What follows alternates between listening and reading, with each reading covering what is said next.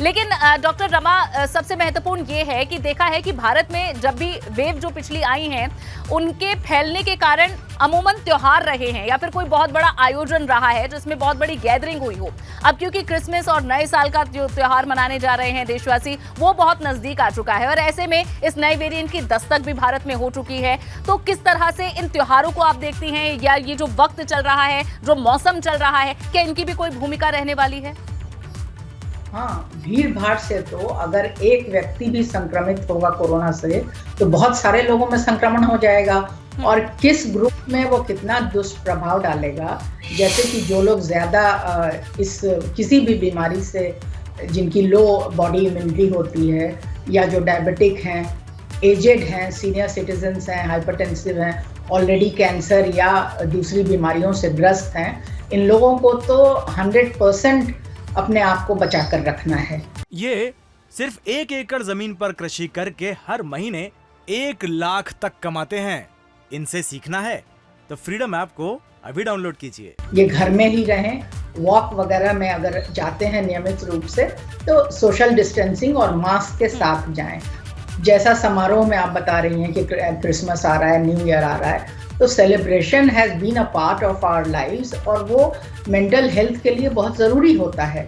लेकिन पिछले 2 सालों में हम जो देख चुके हैं उससे थोड़ा डरते हुए सेलिब्रेशंस अगर लिमिटेड रखे जाएं, स्मॉल ग्रुप्स में सेलिब्रेट करें और जैसे 50 लोग का अगर सरकार बताती है तो 50 लोग से ज़्यादा भीड़ न इकट्ठी करें। शॉपिंग मॉल्स में या जो भीड़ भाड़ वाली जगह होती है हॉल्स में, उसमें ज़्यादा लोग इकट्ठे ना हो। और साथ ही साथ अगर ग्रुप सेलिब्रेट कर भी रहा है तो विद ऑल द प्रिकॉशंस उनको सेलिब्रेट करना चाहिए। लाइक मास्क ज़रूर रखें, डांस वांस करते हैं लोग, म्यूज़िक बजाते हैं, गाना गाते हैं, खुश रहने का हक तो सबको है, लेकिन उस खुशी पर थोड़ी सी लगाम लगानी पड़ेगी क्योंकि कोरोना हम लोगों को ऑलरेडी जब फैल चुका है यूएस से और बाकी इतनी कंट्रीज में, 5.37 lakh cases has been reported in countries like China, Japan, South Korea, USA and Brazil. तो इंटरनेशनल फ्लाइट्स अगर बंद नहीं की जाएंगी तो भारत का खतरा और बढ़ जाएगा। बिल्कुल, और यही हमने देखा है कि पिछली जो वेव आई है डॉक्टर रमा, उसमें इनकी बहुत बड़ी भूमिका रखी है कि समय पर, ये आरोप लगे हैं कि समय पर जो फ्लाइट्स हैं या फिर जो विदेशी मेहमान हैं उन्हें देश में आने से रोका नहीं गया, तो ये भी संक्रमण के एक बड़े खतरे के रूप में सामने आए थे। डॉक्टर रमा, इस नए वेरिएंट के बारे में थोड़ा सा हमारे दर्शकों को जरूर बताएं, क्योंकि जब कोरोना की बात होती है या फिर नए वेरिएंट का जिक्र होता है तो लोगों को फ्लैशबैक मेमोरीज आने लगती हैं कि हमें क्या क्या करना है, मास्क अब फिर से पहनने लगना है, बाजारों में भीड़ नहीं रखनी है। तो मुझे लगता है कि इतनी जागरूक शायद जनता अभी तक बहुत ज्यादा हो गई होगी, लेकिन इस नए वेरिएंट के बारे में जागरूक होना सबसे ज्यादा जरूरी है ताकि ये जो इसका प्रभाव है वो कम से कम रहे। तो इसके बारे में थोड़ा सा बताइए, इसके सिम्टम्स कैसे हैं, ये कैसे फैलता है, या इसकी फैलने की जो तादाद है वो क्या पिछलों से ज्यादा है, कम है, कुछ इसके बारे में बताएं।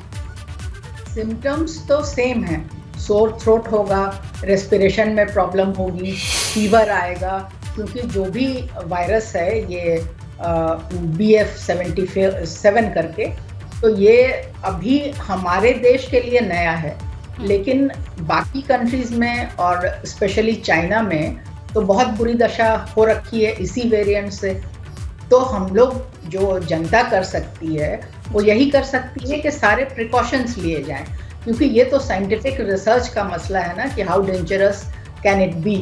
तो डेंजरस तो वायरस हो ही सकता है, कितना होगा ये तो जब इन्फेक्शंस होते हैं तब ये स्टडी होती है कि कौन सा वायरस, लेकिन ये वायरस है, कोरोना वायरस है, उसी का एक वेरिएंट है, तो खतरनाक तो ये कभी भी हो सकता है जी। लेकिन डॉक्टर रमा, इससे पहले जो जानकारी सभी देशवासियों को मिली वो ये थी कि जो दोनों डोजेज हैं इस वायरस से बचने के लिए वो लगभग 90% से ज्यादा आबादी को हमारे देश की उन्हें लग चुकी है, और जो एलिजिबल है 85% उन्हें भी लग चुकी है। बूस्टर डोज भी कई लोगों ने लगवा ली है। तो ऐसे में जिन लोगों को दोनों डोजेज लग चुकी हैं, बूस्टर डोज भी कई लोगों को लग चुकी हैं, उनके लिए इस वेरिएंट का खतरा कितना बड़ा है?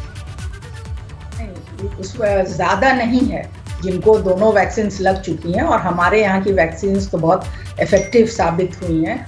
तो खतरा फिर भी लेकिन 20 से 30% तो रहेगा ही। अगर ऐसा पर्सन, क्योंकि कोरोना 2 बार 3 बार हो सकता है, इन्फेक्शन फिर से हो सकता है, लेकिन वो माइल्ड फॉर्म में होगा। It is not going to be dangerous as it prove to be in the previous episodes. तो इसलिए सावधानी फिर भी जरूरी है। और 20 से 30% अगर सिम्टम्स होते हैं, साइंस होते हैं, तो वो इजीली कंट्रोल में आने की संभावना है।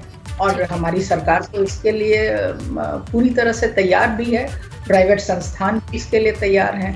बिल्कुल, और उसके लिए बैठकें भी हो रही हैं, आगे एडवाइजरी और गाइडलाइन भी सामने जरूर आ जाएंगी बहुत जल्द। डॉक्टर रमा ये भी बताइए कि अब क्योंकि अब इसकी चर्चा शुरू हो गई है, टेलीविजन पर लोग देख रहे हैं और खबरें देख रहे हैं कि कितना ज्यादा ये बढ़ रहा है, हमारे देश में 4 केसेस इस नए वेरिएंट के आ चुके हैं, तो ऐसे में लोगों के मन में, जहन में ये सवाल भी है कि क्या अब उन्हें बूस्टर डोज लगवा लेनी चाहिए। तो इसके बारे में थोड़ी जानकारी दें। जिन लोगों को 2 वैक्सीन लग चुकी हैं उन्हें कब बूस्टर डोज लगवानी चाहिए, कितना अंतर इसके बीच में रखना चाहिए, गैप कितना होना चाहिए?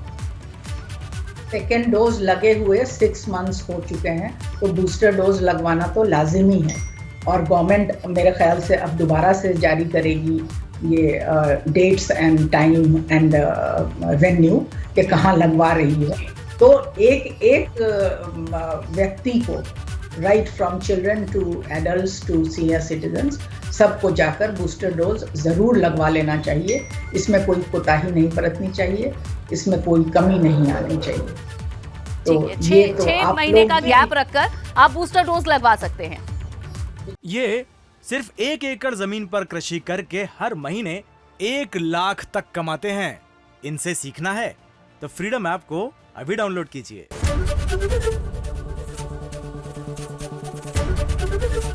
एबीपी गंगा, खबर आपकी, जुबान आपकी।